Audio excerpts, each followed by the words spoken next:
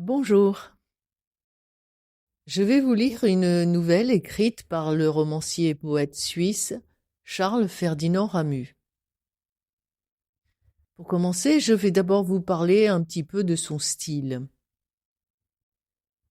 Sa narration, écrite dans un style faussement naïf, multiplie les points de vue tout en mêlant poésie et rudesse.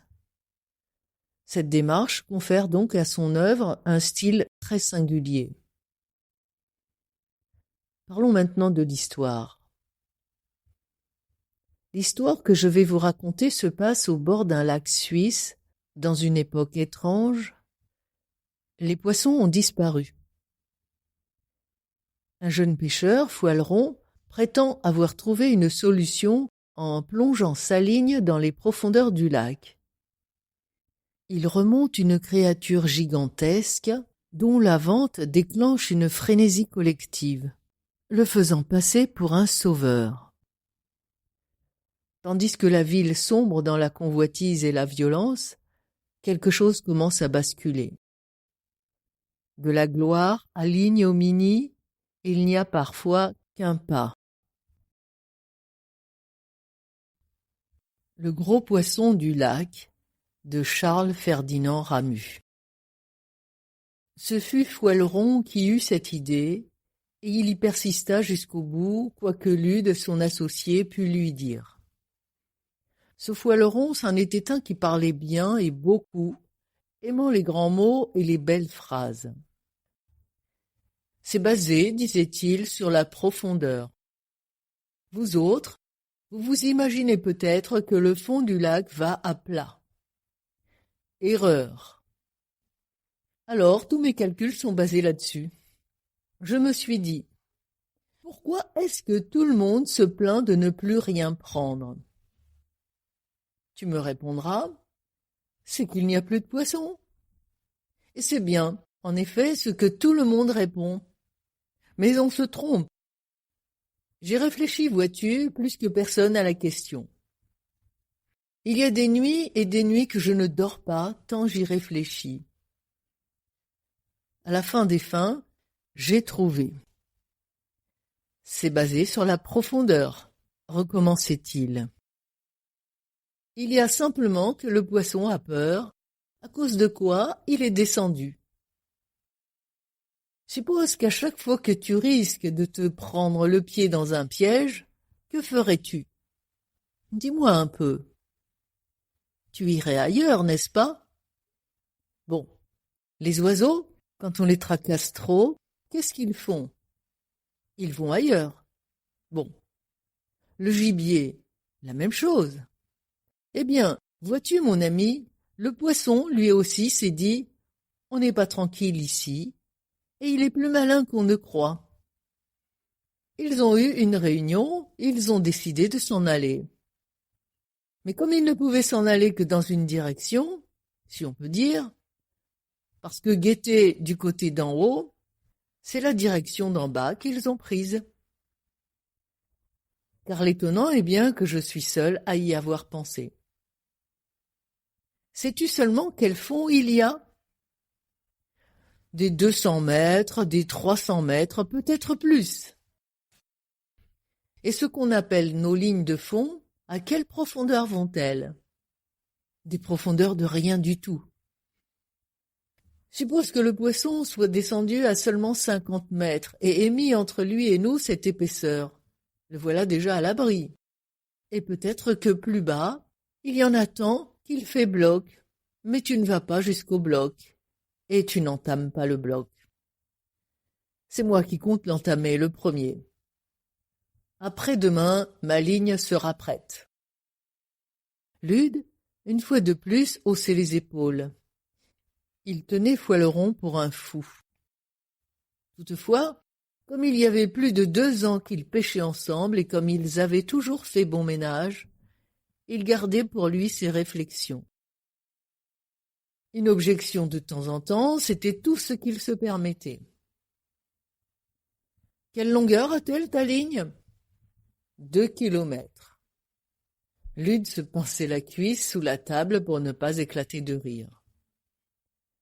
Elle pèse dans les combien? dans les 150 kilos. Elle va faire chavirer le bateau. Tout est prévu, répliquait Foileron. Écoute, disait encore Lude, tu as ton idée, je ne la discute pas. Il faudrait simplement qu'il soit entendu que tu prends l'affaire à ton compte et que tu te charges de tous les frais. Moi, je ne suis pas assez riche.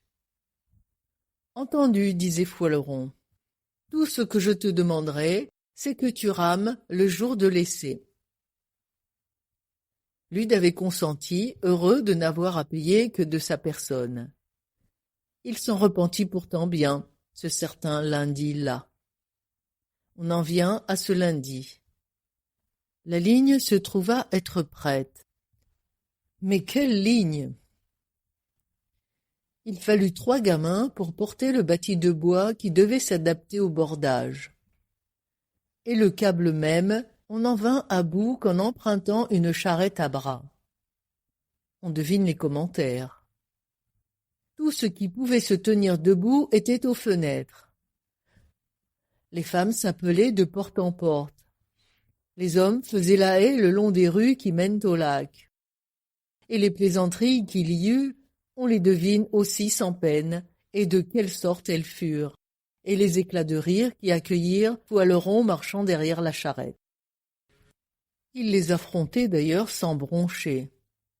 Le plus à plaindre, ce fut Lude, car, quand on avait vu qu'il était de la partie, on ne l'avait pas ménagé lui non plus. Toute la ville était à présent sur le port.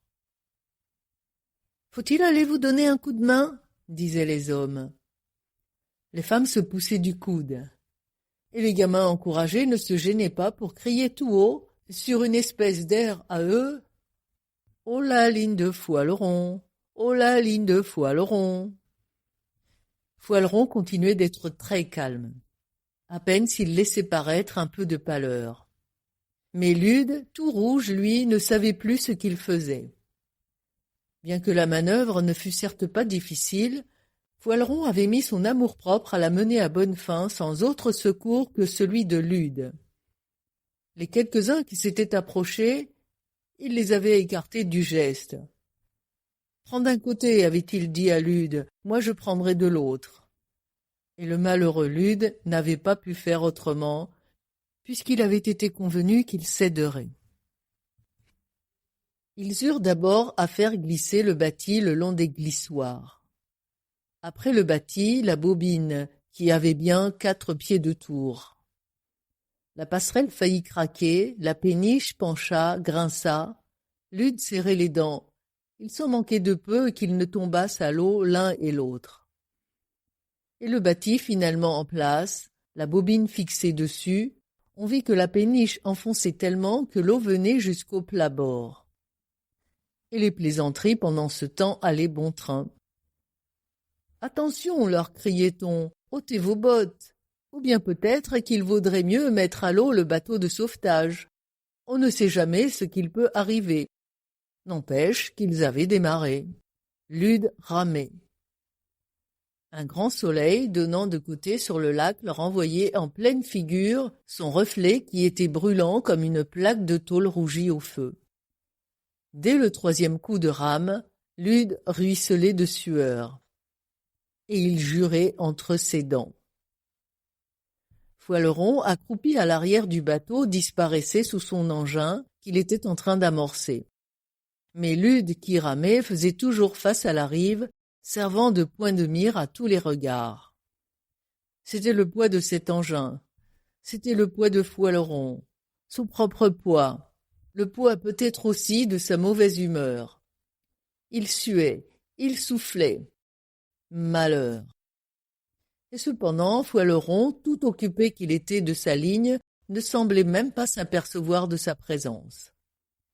Il s'est mis précautionneusement à la dérouler sa ligne. Si seulement Lude avait pu rire, il aurait été soulagé, mais la colère l'étouffait. Il y avait plusieurs cuillères étamées, grosses comme la main, et des boules de plomb comme le poing, de place en place. Ça brillait, ça brindeloquait, ça teintait, ça se tortillait. La ligne tomba à l'eau comme une pelletée de cailloux, les éclaboussant l'un et l'autre. Lude soupira. Il avait un goût de sel dans la bouche à cause de toute la sueur qu'il avalait. « À droite !» dit Foualeron qui lui tournait le dos. Lude obéit. On s'éloignait du port, tant mieux. Mais la péniche penchait tellement que c'était à se demander si on n'allait pas chavirer. Et elle ne s'était nullement allégée comme on aurait pu croire. Au contraire, la ligne, en s'enfonçant, n'avait fait qu'augmenter le poids, retenue qu'elle était, et comme accrochée dans la profondeur. « À gauche !» cria Foualeron. « Ah, zut !» pensa Lude. Le mot dont il se servit ne fut d'ailleurs pas celui-là, qui ne lui eût pas semblé assez fort. Il n'en tourna pas moins à gauche. Mais heureusement qu'il savait nager, car on embarquait toujours plus. L'eau lui venait à la cheville, et on pense que Foualeron s'occupait peut-être d'écoper. On se tromperait bien. Foualeron continuait à ne s'occuper que de sa ligne. Tout à coup, pourtant, il se retourna. La péniche penchait toujours davantage. Lude se dit « Enfin, il commence à voir où tout ça nous mène. Il va me commander de rentrer. » Ah, bien oui, Foualeron ne le regarda même pas. Il étendit le bras et, comme s'il parlait au lac, c'est basé sur la profondeur. Et tout un discours de nouveau suivait où il n'était question que de profondeur. Jusqu'où pourtant peut mener la folie? On allait sûrement couler et Foualeron tenait un discours. Lude n'en pouvait plus. Et tel était son état de colère qu'il songeait sérieusement à se jeter à l'eau. Et sûrement qu'il l'aurait fait si Foualeron soudain ne lui eût dit « Arrête !» Il s'arrêta. Il sortit son mouchoir et s'épongea le visage. Ils étaient maintenant sortis du port. Le mont se tenait debout devant eux comme une personne. Ils avaient gagné sur la droite et étaient au milieu du golfe, sur lequel brillaient partout 1000 petites pointes d'argent et qui était tout en éclaboussures, comme sous une grosse averse. Devant eux se dressait le mont. Il y avait d'abord l'étroite grève de cailloux.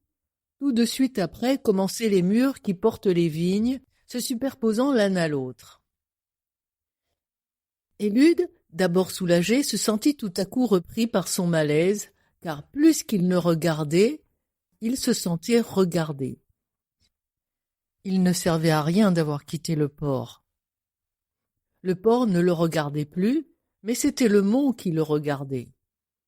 Partout derrière ces murs, entre les ceps enrubannées, le long des escaliers croulants et des petits chemins qui mènent l'un à l'autre, il devinait des paires d'yeux occupés à le détailler.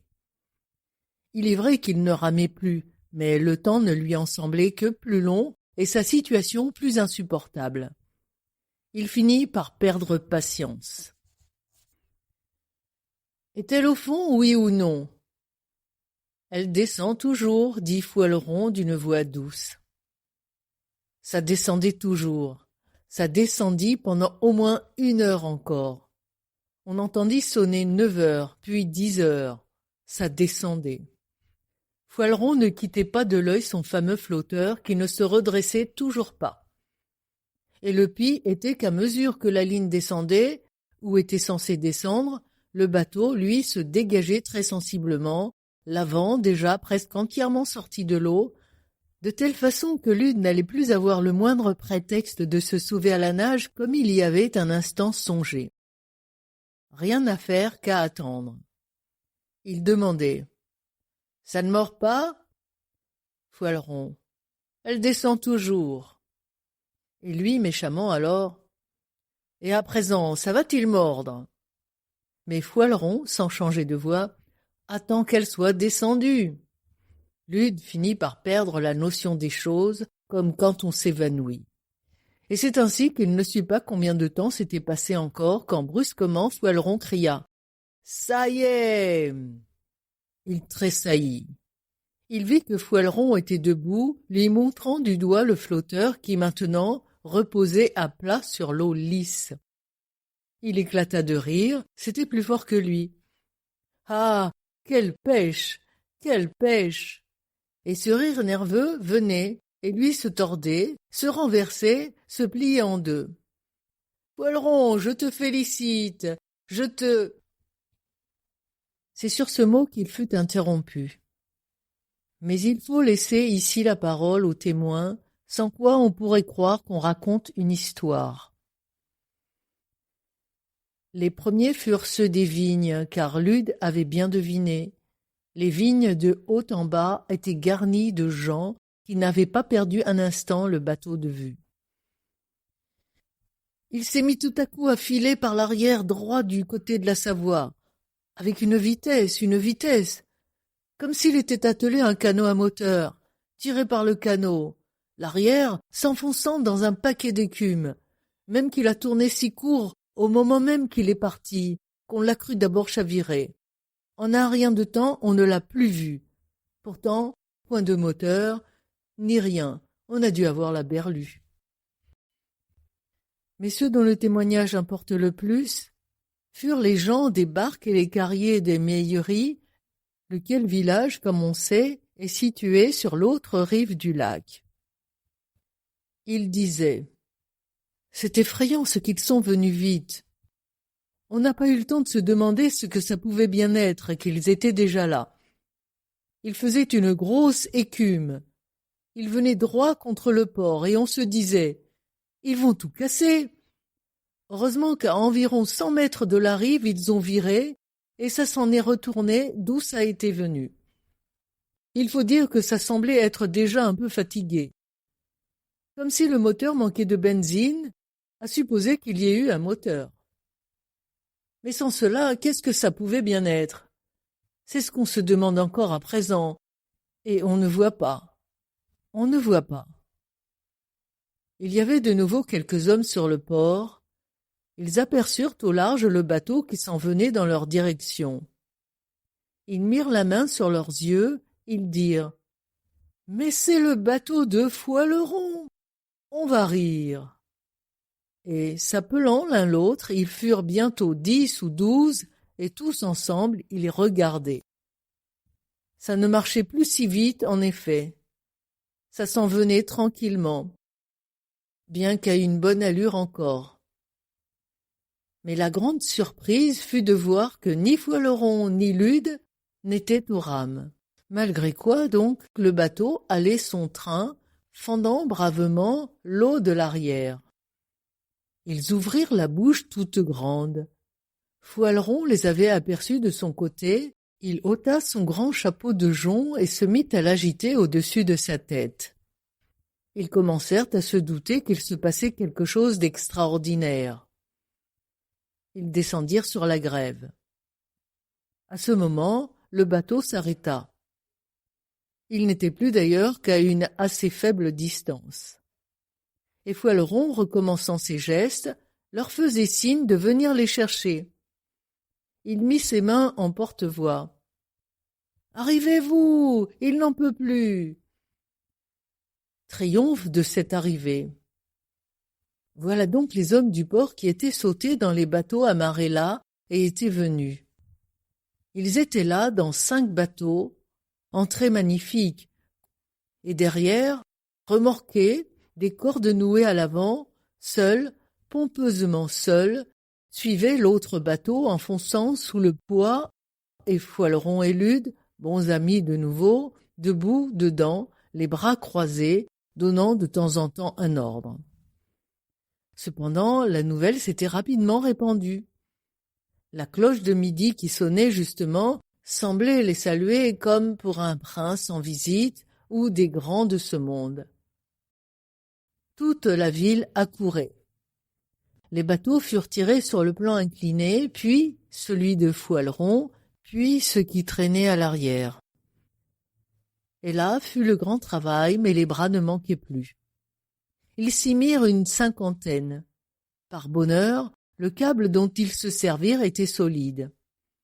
On vit paraître au loin, d'abord d'un simple point brillant, mais qui émergeait toujours plus, un objet en forme de navette. Cela grossissait peu à peu, cela devint quelque chose d'énorme. Et tandis qu'il tirait au commandement sur le câble, à chacune de ces tirées, une grosse vague venait, causée par le déplacement. Un immense silence régnait. La tête enfin toucha le bord, une espèce de soupir courut alors de bouche en bouche. Il continuait de tirer. Le corps suivait. Et quand la tête fut entièrement hors de l'eau, elle se mit à battre l'air de droite et de gauche, se tordit sur elle-même, puis retomba.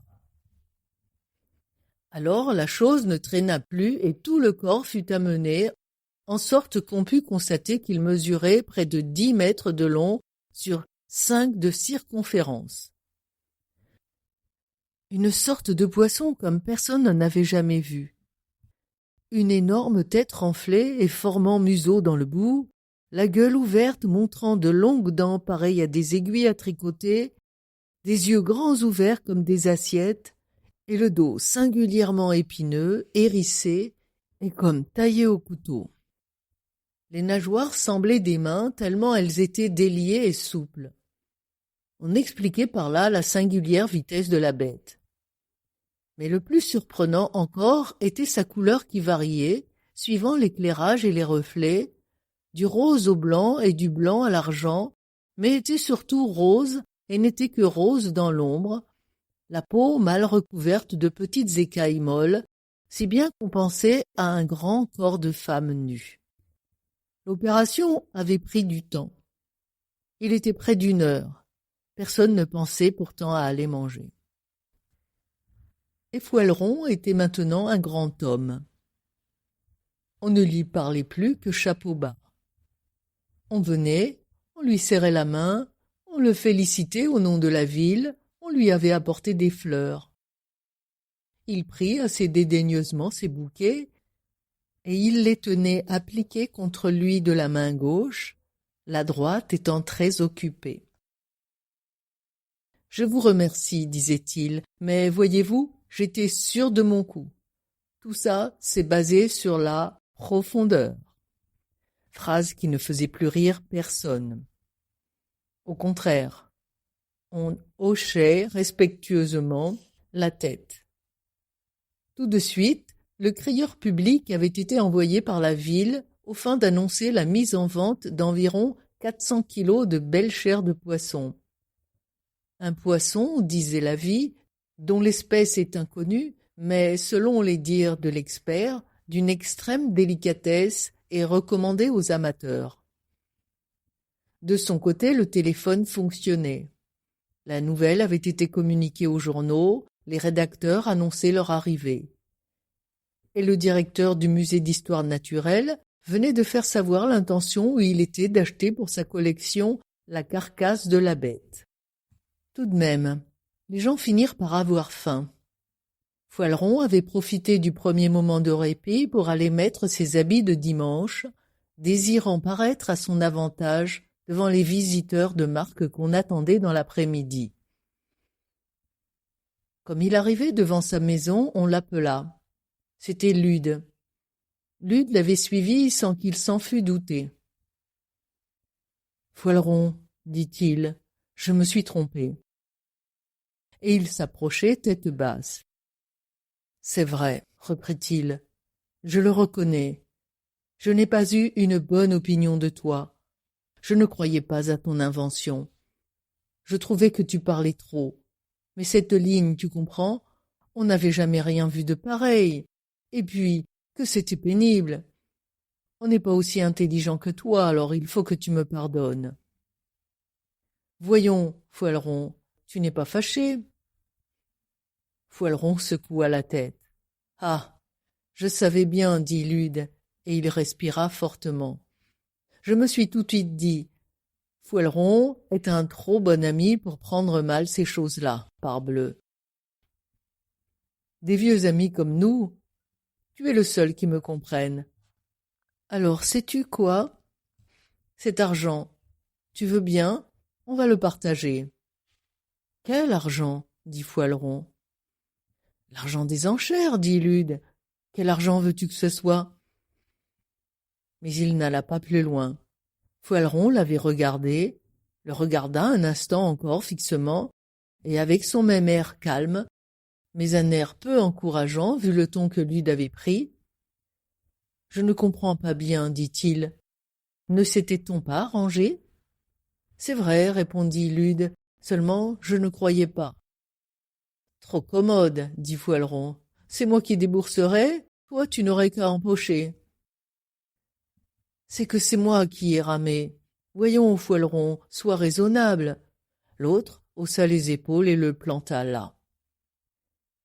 Si seulement il s'était mis en colère. Rien n'est plus humiliant que de voir autrui garder son sang-froid quand soi-même on a perdu le sien. Lude, néanmoins, n'osa pas se plaindre. Dès 3 heures, la circulation devint difficile, bien que les enchères ne dussent commencer qu'à 4. On n'eût pas reconnu la ville si déserte et silencieuse d'ordinaire par ces chaudes journées d'été. Jamais on n'avait vu une foule pareille, même lors de la dernière fête de gymnastique. Et ce fut bien autre chose encore quand le train de 3h50 arriva, car il comptait plus de 25 wagons. Il y avait le directeur du musée, il y avait des marchands de poissons venus de Lausanne et de Genève, il y avait des journalistes attendus, il y avait des centaines et des centaines de curieux et d'acheteurs aussi, comme l'indiquaient assez les paniers qu'ils portaient au bras, les sacs qu'ils avaient sur le dos. Lude se glissa sans être vu jusqu'à l'entrée de la place du port. L'huissier venait de monter sur son estrade. Autour faisaient cercle le public et les amateurs. Du côté de la rive, il y avait comme un grand trou de forme ovale, c'était où la bête était échouée. Il paraît qu'on avait fait venir le boucher qui avait dit qu'il ne connaissait rien à cette viande-là. Mais on lui avait répondu « Un poisson d'une taille pareille, c'en n'est plus un, ça se découpe comme un bœuf. » Et il était venu sans plus rien ajouter. Et voilà maintenant que l'huissier se levait et sa voix vaguement parvenait jusqu'à Lude, mais Lude ne comprenait pas bien. Tout juste un prix par-ci par-là. 1 franc, 10, 20, puis plus rien, mais le marteau n'était pas encore retombé et des mains se levaient du milieu de la foule et par moments des poussées se faisaient. On voyait s'agiter les képis des gendarmes. Les voix s'élevaient toujours plus, et la voix de l'huissier maintenant n'était pas seule à se faire entendre, contrariée qu'elle était à tout moment, couverte même par celle des enchérisseurs. Tout à coup, l'huissier agita en l'air les 2 bras, comme quelqu'un qui n'en peut plus. Un terrible remous se fit autour de l'estrade. Les gendarmes, eux aussi, parurent s'en mêler. Et désormais, Lude eut beau faire, il ne distinguait plus un chiffre, plus un mot, tout s'était englouti dans la rumeur désordonnée de ces 1000 voix qui s'entrechoquaient.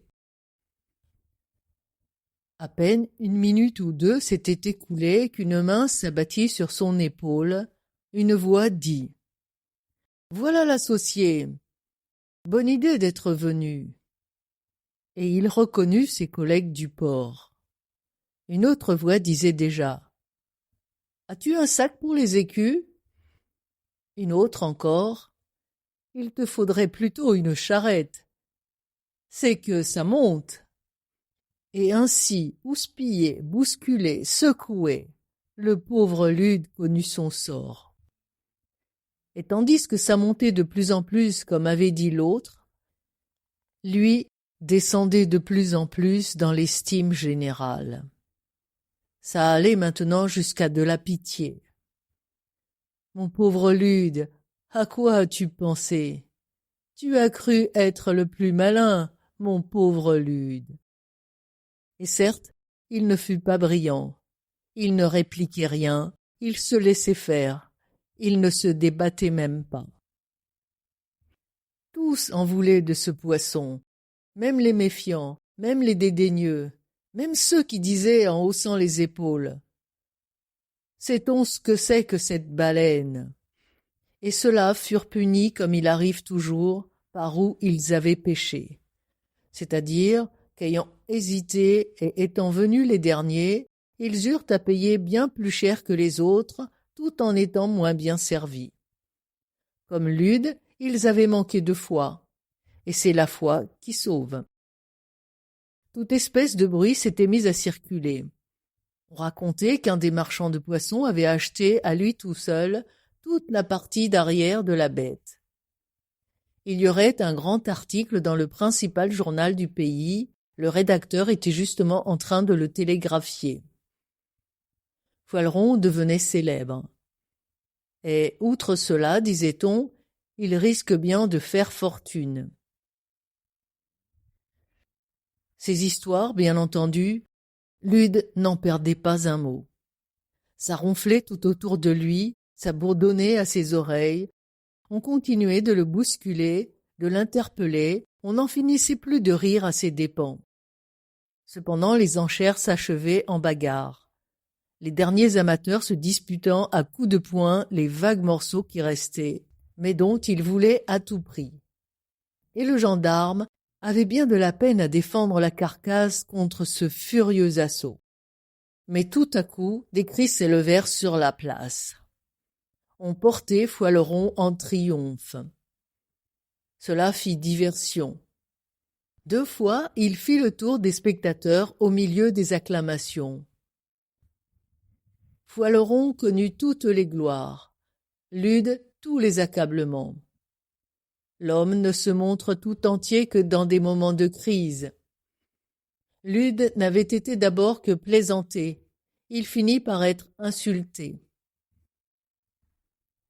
Ce qu'on va mettre ici n'est peut-être pas très croyable, n'empêche que c'est la vérité. Il faut aller jusqu'à l'heure du train, le train de 5h25.